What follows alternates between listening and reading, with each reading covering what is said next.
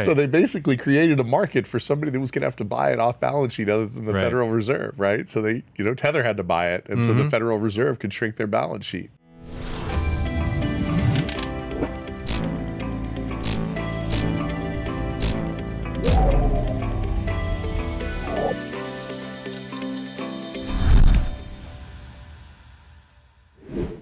Speaking of unintended consequences, don't you have something about the Federal Reserve? Oh, yeah. Oh, Lord. So this is interesting. Once you go into the federal part of things. So, it's going to be a fun conversation with me around. So I thought it was a higher number than it was. But let's say I am an entity, an individual or an entity that is the 22nd largest holder of Treasury Bills. Mm-hmm. What sort of influence do you think that would give me with the Federal Reserve, federal government? Well, I mean, I will say, considering that China is effectively our banker and they haven't really gotten very far with this, I would still say that probably not much, but it's concerning, right?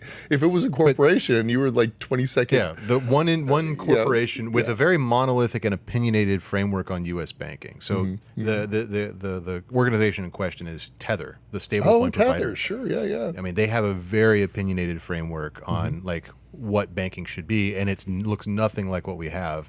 And they're the 22nd largest holder with $72.5 billion worth of U.S. Treasury bills. Treasury bills. That's 1 year less, right? Yeah. So that means, to me, like they might, this is why I'm asking you. You know this world. Like, what level of influence could they have in that? None on policy, right? None on public policy anyway. I mean, what they could do, like they literally are just borrowing. It's no different than going into JP Morgan Chase and being the 22nd holder of their CDs, proprietary CDs. You're still not getting a board seat. You may get access to the corporate lunchroom. Right. Well, but you're not going to have any real because the Federal Reserve and the central banks are also engaged, as we've talked about many times, this choke point 2.0, where they really are trying to hurt and choke out entities like Tether. Yeah. Right. And so if the 22nd largest holder is, the leader in this industry, how does that affect their calculus? Well, I think one of the good things that it does, if you think about it this way, is that like they were really concerned that no one was going to want the treasuries. They were worried that people. Right. So they basically created a market for somebody that was going to have to buy it off balance sheet other than the Federal Reserve, right? So they, Tether had to buy it, and so the Federal Reserve could shrink their balance sheet.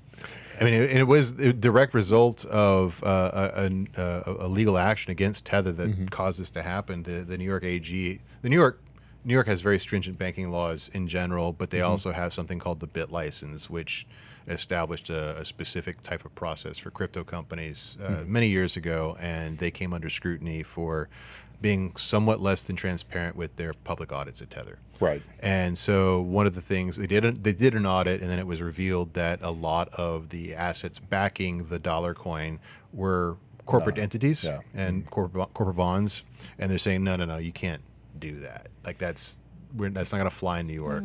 So they said, okay, T-bills it is, I guess. Yeah, and so they're doing great at 5%. Right. Wow.